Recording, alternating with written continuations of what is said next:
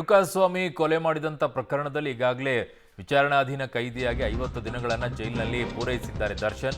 ಈಗ ಮತ್ತೊಂದಿಷ್ಟು ಸಂಕಷ್ಟ ಹೆಚ್ಚಾಗ್ತಾ ಇದೆ. ಇವತ್ತು ಪೊಲೀಸರ ಕೈ ಸೇರಲಿದೆ FSL ವರದಿ. ಹತ್ಯೆಗೆ ಬಳಸಿದ ವಸ್ತುಗಳು, DNA, ವಿವಿಧ ಪರೀಕ್ಷೆಗಳ ವರದಿ. ಮೊನ್ನೆ ಒಂದಿಷ್ಟು ಬಂದಿತ್ತು, ಈಗ ಇನ್ನೊಂದಿಷ್ಟಿದೆ.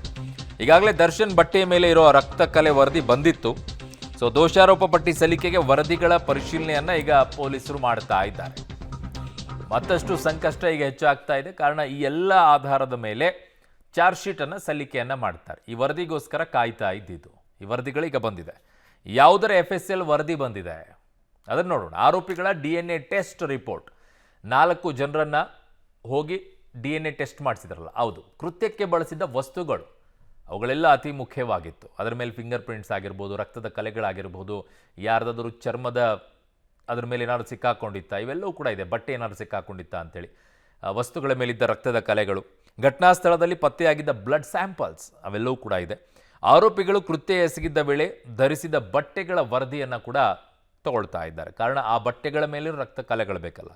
ಆರೋಪಿಗಳ ಚಪ್ಪಲಿ, ಶೂಗಳ ರಿಪೋರ್ಟ್, ಅಂದರೆ ಅದರ ಮಾರ್ಕು, ಅಲ್ಲಿದ್ದಂಥ ಶೂ ಪ್ರಿಂಟು ಮತ್ತು ಇವ್ರ ಶೂಸ್ ಕೆಳಗಡೆ ಇರುವಂಥ ಸೋಲ್ ಪ್ರಿಂಟು ಎರಡು ಮ್ಯಾಚ್ ಆಗಬೇಕು.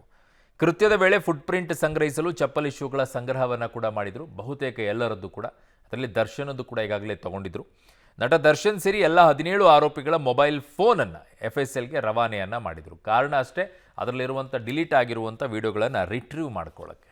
ನನ್ನ ಸಹೋದ್ಯೋಗಿ ಕ್ರೈಮ್ ಬ್ಯೂರೋಯಿಂದ ನಾಗೇಶ್ ನನ್ನ ಸಂಪರ್ಕಕ್ಕೆ ಸಿಗ್ತಾ ಇದ್ದಾರೆ. ನಾಗೇಶ್, ಮೊನ್ನೆ ಒಂದಿಷ್ಟು FSLನ ರಿಪೋರ್ಟ್ಗಳು ಬಂದಿತ್ತು, ಇವತ್ತು ಕೂಡ FSLನ ರಿಪೋರ್ಟ್ಗಳು ಬರ್ತಾ ಇದೆ. ಇನ್ನೂ ಎಷ್ಟು ಬಾಕಿ ಉಳ್ಕೊಂಡಿದೆ, ಯಾವ್ಯಾವ ರಿಪೋರ್ಟ್ಗಳು ಬರಬೇಕಾಗಿದೆ, ಚಾರ್ಜ್ ಶೀಟ್ ಇದೇ ತಿಂಗಳಲ್ಲಿ ಸಲ್ಲಿಕೆ ಆಗಬಹುದಾ, ಹೇಗೆ ಅಂತ? ಈಗಾಗಲೇ ರೇಣುಕಾಸ್ವಾಮಿ ಕೊಲೆ ಕೇಸ್ ನಡೆಸಿರುವಂತಹ ಕಾಮಾಕ್ಷಿಪಾಳ್ಯ ಪೊಲೀಸರು ಸಂಪೂರ್ಣವಾಗಿ ತನಿಖೆ ಮುಗಿಸಿದ್ದು, ತನಿಖೆಯ ಚಾರ್ಜ್ ಶೀಟ್ ಸಲ್ಲಿಸುವ ಹಂತದಲ್ಲಿರುವಂತದ್ದು. ಪ್ರಮುಖವಾಗಿ ಚಾರ್ಜ್ ಶೀಟ್ ಸಲ್ಲಿಸಲಿಕ್ಕೆ ಒಂದಷ್ಟು ಸಾಕ್ಷ್ಯಾಧಾರಗಳನ್ನ, ಕಲೆ ಹಾಕಿದ್ದಂತ ಸಾಕ್ಷ್ಯಾಧಾರಗಳೆಲ್ಲವೂ ಕೂಡ FSL ರಿಪೋರ್ಟ್ಗೆ ಕಳಿಸಲಾಗಿತ್ತು. FSL ಈಗಾಗಲೇ ಪ್ರಮುಖವಾಗಿರುವಂತ ಅವರ ಬಟ್ಟೆ ಸೇರಿದಂತೆ ಕೃತ್ಯಕ್ಕೆ ಬಳಸಿದಂತ ವಸ್ತು, ಈ ರೀತಿಯ ಪ್ರಮುಖ ವಸ್ತುಗಳು ಸುಮಾರು 66 ವಸ್ತುಗಳನ್ನ ಪಾಯಿಂಟ್ ಔಟ್ ಮಾಡಿ ಕಾಮಾಕ್ಷಿಪಾಳ್ಯ ಪೊಲೀಸರು ಹೈದರಾಬಾದ್ ಮತ್ತು ಬೆಂಗಳೂರಿನ FSLಗೆ ಕಳಿಸಿದ್ರು. ಅದರ ರಿಪೋರ್ಟ್ ಇವತ್ತು ಬೆಂಗಳೂರಿನ ಕಾಮಾಕ್ಷಿಪಾಳ್ಯ ಪೊಲೀಸರ ಕೈ ಸೇರಿದೆ ಅನ್ನುವಂತ ಮಾಹಿತಿಗಳು ಕೂಡ ಲಭ್ಯವಾಗಿರುವಂತದ್ದು. ಅದರಲ್ಲಿ ಬಹಳ ಪ್ರಮುಖವಾಗಿ ಅವರ ಬಟ್ಟೆ ಮೇಲೆ ರೇಣುಕಾಸ್ವಾಮಿ ಹತ್ಯೆ ಮಾಡಿದಂತ ಸಂದರ್ಭದಲ್ಲಿ ಒಂದಷ್ಟು ರಕ್ತದ ಕಲೆಗಳಿದ್ವು ಅನ್ನುವಂಥದ್ದು ಕೂಡ ಗೊತ್ತಾಗ್ತಿರುವಂತದ್ದು. ಅದು ಕೂಡ ಈಗ FSL ರಿಪೋರ್ಟ್ ಅಲ್ಲಿ ಬಂದಿರುತ್ತೆ. ಅದನ್ನು ಕೂಡ ವಿಶ್ಲೇಷಣೆ ಮಾಡಿ ಚಾರ್ಜ್ ಶೀಟ್ ಸಲ್ಲಿಸಲಿಕ್ಕೆ ಅದರಲ್ಲಿ ಪ್ರಮುಖವಾದ ಅಂಶಗಳ ಮೇಲಿನ ಚಾರ್ಜ್ ಶೀಟ್ ಅಲ್ಲಿ ನಮೂದನೆ ಮಾಡಬೇಕು ಇವರಿಗೆ ಅನ್ನುವಂಥದ್ದನ್ನ ವಿಶ್ಲೇಷಣೆ ಮಾಡಿ ಅದರಲ್ಲಿ ಚಾರ್ಜ್ ಶೀಟ್ ಅಲ್ಲಿ ಉಲ್ಲೇಖ ಮಾಡ್ತಾರೆ. ಅದರ ಜೊತೆಗೆ